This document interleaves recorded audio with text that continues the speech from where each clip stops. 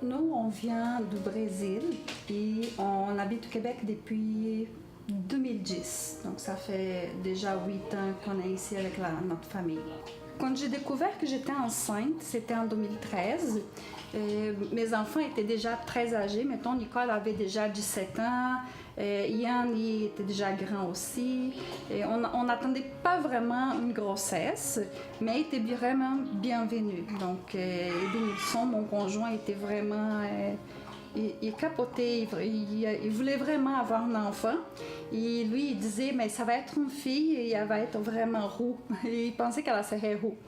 Les chocs plus gros, plus grands de cette situation, ça arrivait quand elle est allée faire son premier examen. Puis là, on a découvert que Sophie avait la trisomie. Quand on avait découvert que Sophie avait la trisomie 21, c'était vraiment un choc. Pour commencer, j'avais l'âge de 35 ans. Donc, à 35 ans, on a déjà comme considéré plus âgé pour avoir des enfants. J'ai passé tous les tests, des seins en principe. Et c'est ma docteure qui a appelé chez moi.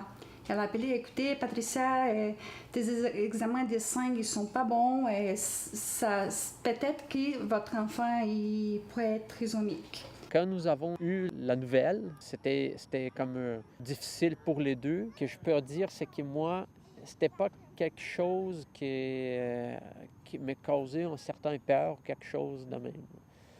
J'ai accepté tout de suite la condition.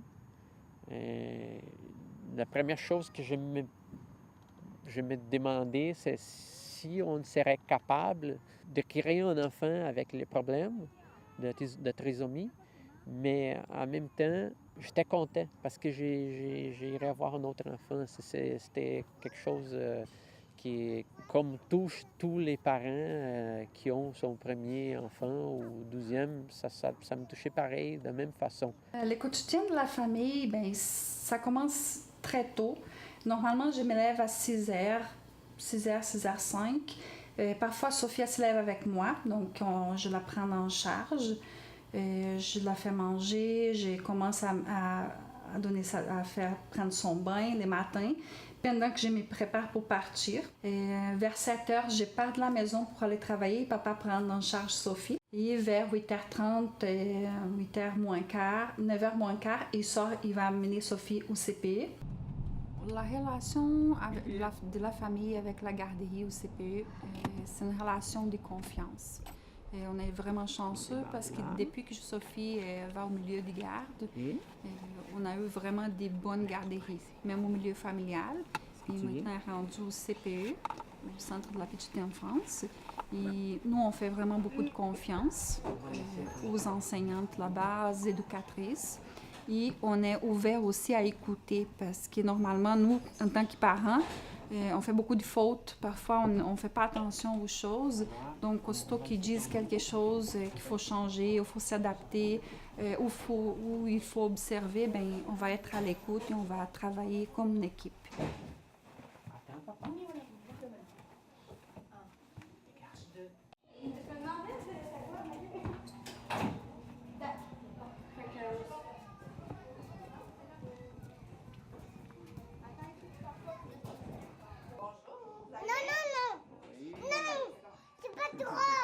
Chanel, c'est correct, on va passer Comment ça va, ma belle Sophie? Sophie? Les farfelus, tu vas t'asseoir à la table, OK? On va laver nos mains. Salut, Sophie! Comment ça va? Est-ce que tu es en forme? Oui. Est-ce que tu veux manger? Oui, va t'asseoir, on va manger. Mon rôle principal, c'est de m'occuper des soins de base, changer les couches et tout ça, de faire le dîner. À travers ça, il y a les journées, les activités spéciales. Sophie, on s'en occupe du début, dès que son papa la quitte, c'est souvent c'est maman qui vient la chercher, donc on fait vraiment le pont entre les deux dans la coupure de sa journée. On est contente de la voir, Sophie. On l'a vue aux portes ouvertes, puis elle a fait sensation. Là, tout le monde voulait jouer avec Sophie, donc c'est moi la chanceuse qui est là avec moi cette année. Le matin, il arrive quand même tard, plus vers les 9 h. Donc, tu sais, le temps qu'on s'installe, la collation, qu'on fasse une petite activité éveil matinal qu'on appelle. Là. On bouge un petit peu pour éveiller les sens. Ensuite, on fait une activité à la table, on va jouer à l'extérieur. Arrive le dîner. Ensuite, on a un petit temps plus libre le repos. Par la suite, on se réveille, on a la collation de l'après-midi. Puis après ça, c'est plus du multi-âge, les enfants qui se regroupent ensemble là, parce qu'on vient un peu avec les éducatrices qui quittent, tout ça. Là. Donc, vraiment, Sophie peut aussi jouer avec ses pairs, mais avec aussi d'autres enfants des autres locaux aussi. Les défis, en fait, ça va super bien pour Sophie. Genre, cette année, c'est une belle année. Ça a bien commencé. Je pense que son défi principal, c'est peut-être au niveau de la communication parce qu'elle ne parle pas beaucoup verbalement. Donc, on a des outils, on travaille avec ce qu'on appelle les mains animées. C'est comme une version simplifiée du langage des signes, si on veut, adaptée pour les enfants. Souvent, on utilise ça. Sophie, dans le fond, ce qui est agréable avec elle, c'est qu'elle fait beaucoup d'imitation. Donc, quand elle nous voit faire, elle a envie de reproduire. Donc là, c'est sûr que ça nous aide beaucoup. Elle essaie vraiment de refaire la même chose. Donc, quand une situation arrive, on peut des fois faire un petit clin d'œil ou lui dire « tu te souviens », puis elle essaie de le refaire, le reproduire. Donc, c'est sûr que ça nous aide énormément là, au niveau des comportements là, pour Sophie. C'est très facile pour elle. Les visuels, donc tout qu'on travaille, normalement, c'est ajouté avec quelque chose de visuel. Donc, c'est les merci, c'est les mains animées, c'est très simple. Et c'est des choses qui l'aident beaucoup à communiquer avec nous. Hein, Sophie? Oui. OK. On va les jouer? Oui. Avec le cheval? Oui. Je pense pas qu'on a un cheval. On a un chien. On a un chien? Un chien. Chien. Oh, oh. Oui. Oui. On y va? Elle est curieuse. Elle est très... je pense qu'elle est très... pas maternante. Ben oui, parce qu'elle aime prendre soin. C'est comme tantôt avec son bébé, on la voyait, puis elle voulait pas lever les bras, elle voulait le tenir contre elle. Elle aime beaucoup. Tu sais, quand elle aime, je pense qu'elle aime vraiment beaucoup. Elle est curieuse. Puis elle est très sociable aussi. Elle va vers tout le monde, puis elle n'a pas de distinction. Tu sais, elle aime tout le monde, puis elle n'est pas... c'est un petit bonhomme sourire. Là, on l'appelle Madame Sourire. Là. Elle est tout le temps de bonne humeur, tout le temps « Bonjour Sophie », gros sourire, elle est contente. Je pense que je l'ai pratiquement jamais vu pleurer, cet enfant-là, depuis le début de l'année. Même en intégration, donc ça donne une petite idée de... Petit bonhomme sourire, là, sur deux pattes, c'est Sophie. Souriante, de prime abord, ça c'est certain. Très curieuse. Curieuse. Mon troisième mot, je dirais joyeuse. Je la vois pas souvent, mon petit bébé, parce que j'étais à l'école pendant la semaine, puis je travaille la fin de semaine. Mais malgré ça, Sophie est toujours contente de nous voir, elle est toujours heureuse, elle est toujours... Si elle veut pas aller se brosser les dents, mais je vais aller la chercher, puis elle va venir contente de se brosser les dents avec moi, puis...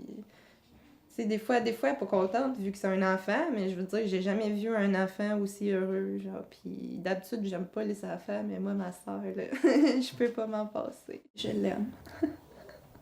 Ben, c'est ma petite soeur, c'est sûr, je suis toujours avec elle, dans la maison, et je joue beaucoup avec elle. Quand elle fait des mauvaises choses, c'est moi qui, des fois, quand je suis proche, c'est moi qui interviens. Donc, je trouve que j'ai une très bonne relation avec elle. Ma relation avec Sophie, c'est quelque chose qui m'a... En fait, Sophie m'avait fait changer beaucoup, hein, comme père. Parce que là, j'ai rendu compte que j'étais pas assez un bon père à mes autres enfants. Et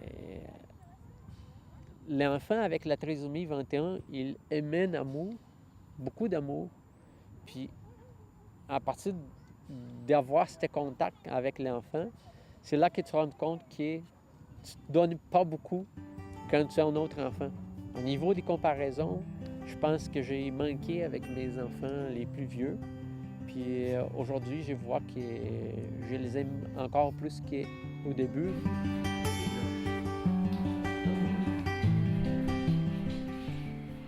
Sophie a fait beaucoup de fougues, donc il faut qu'on la surveille tout le temps parce que si elle trouve une porte débarrée, bien, elle va partir de la maison, elle va s'en aller, elle va avertir personne.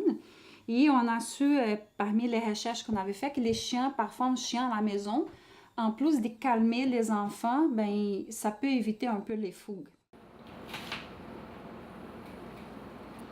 Bientôt, il va faire dodo lui aussi. Sais-tu? Vas-y, il va faire dodo. Didi va faire dodo. À chaque jour, on essaye vraiment d'amener l'apprentissage pour Sophie amusant. Donc, on trouve des façons, des choses faire maison parce que les jouets, normalement, pour l'apprentissage, ça coûte très cher.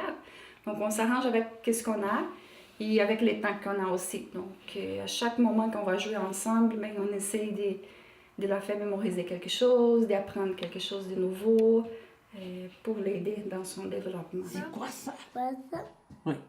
Ah, Oui. Tu c'est mets- bon, non, mais avec lui. Oui, ici. Wow! Oui, parfait. Prochaine. Cherche. C'est mon tour? Non. C'est mon tour? Oui. OK. Je vais chercher une lettre. Regarde, qu'est-ce que j'ai trouvé? Là. C'est la lettre où?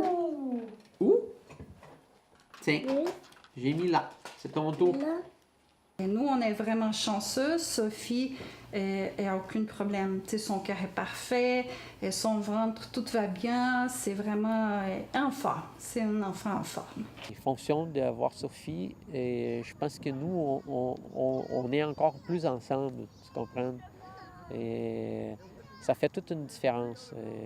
C'est difficile à expliquer, là, mais ça fait comme renforcer, puis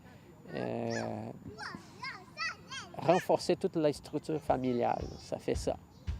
C'est incroyable comme fait bien en une famille et avoir Sophie. C'est complètement différent.